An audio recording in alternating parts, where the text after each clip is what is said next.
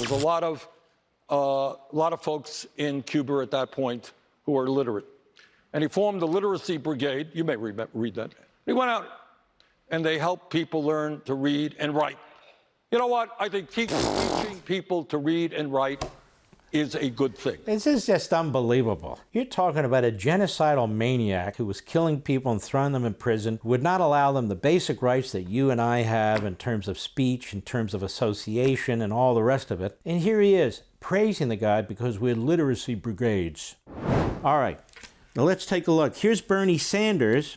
Bernie Sanders has always been a big fan of Fidel Castro. In fact, he was a big fan of Ortega in Nicaragua. He was a big fan of the Soviet dictatorship until he decided maybe he better not be, it doesn't look good. He favored early on Chavez, who had taken over Venezuela.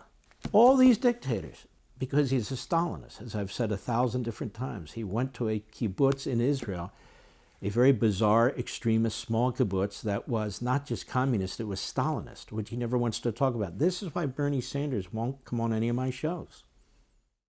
He will not come on any of my shows because he knows I'm going to question him about Bernie Sanders. So let's take a look at this. This is from 2020, CNN.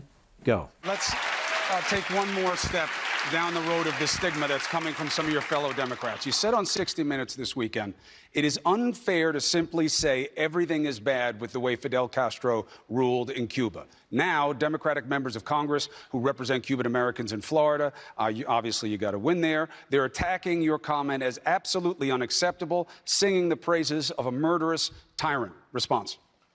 The response was when Fidel Castro first came to power, which was when? 59? Does that sound right? 59-60. Okay. You know what he did? He initiated a major literacy program. See? They all talk the same way. Wow, a literacy program. But you weren't allowed to read what you want to read. You weren't allowed to say what you wanted to say. There was no right to speech, free speech, or any other kind of speech unless it was dictated by the government. Thought control. But don't worry, it was a literacy program. Let's hear what else he has to say. Go. There was a lot of folks in Cuba at that point who are literate. And he formed the literacy brigade. You may read that. He went out and they helped people learn to read and write. You know what? I think teaching people to read and write is a good thing. This is just unbelievable. You're talking about a genocidal maniac who was killing people and throwing them in prison, who would not allow them the basic rights that you and I have in terms of speech, in terms of association, and all the rest of it. And here he is, praising the guy because we're literacy brigades. Literacy brigades filled with whom and what? Filled with people who had allegiance to Fidel Castro and the communists. They were not just going into homes to teach literacy, they were going into homes to spy. Literacy brigades for what? Go ahead. I have been extremely consistent and critical of all authoritarian regimes all over the world. No, he hasn't. He's a liar. He just defended Castro. He used to defend all the communist leaders. Now he's got a little more clever in his extremely old age. Go ahead. Including Cuba, including Nicaragua, including Saudi Arabia, including China, including Russia. But he defended. Saudi Arabia has nothing to do with this. He would never really support the leadership in Saudi Arabia. It's a different type of dictatorship. Although today he will embrace the Islamists. The leader of Saudi Arabia is quasi-Islamist. When I say Islamist, I mean the terror groups in the terror countries. Qatar, Iran, Hamas, groups in countries of that sort.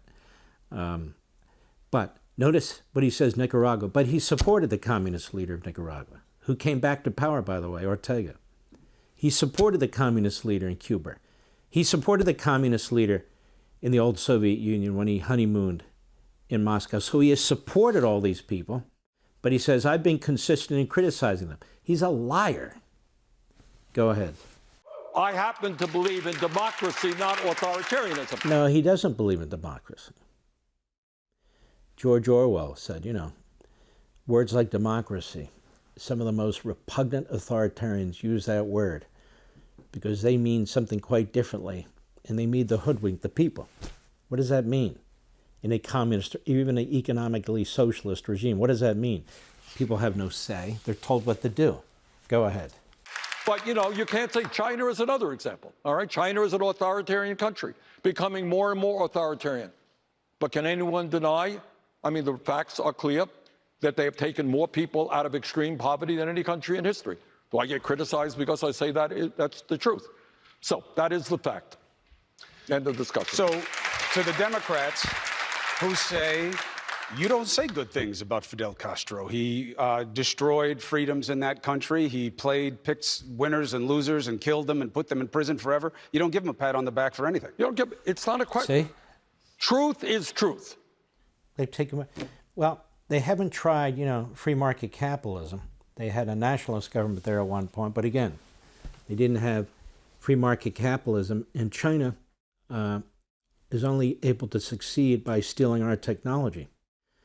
From all of our companies that do business over there, from our government and so forth, they don't create things pretty much on their own.